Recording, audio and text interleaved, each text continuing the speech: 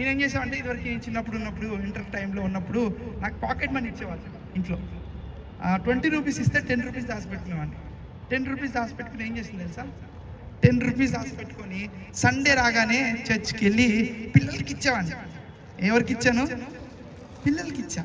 ప్రతిరోజు అలా 2 years, intermediate ఎన్ని సంవత్సరాలు? 2 ఇయర్స్ కదా.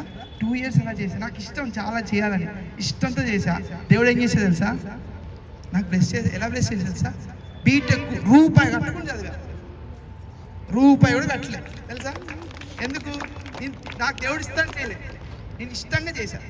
దేవుడు నాకు సున్నా, నాకు అర్థం కాదు, టెన్షన్ వేసేసింది.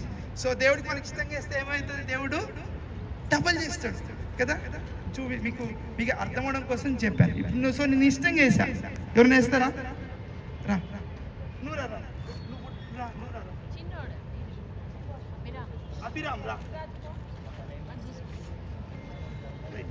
అభిరాము ఇంకో 10 రూపాయలు అయితేరా, వేసాడు వాడు. 10 రూపాయలు వేసాడు. వాడు కష్టంగా వేసినా కానీ ఎక్కడో ఇష్టంగా ఉంది కదా. సో ఎంత వచ్చాయి చూద్దామా? ఎంత వచ్చాయి? దీంట్లో ఏం లేవు, నేను చూపించాను నీకు ముందే.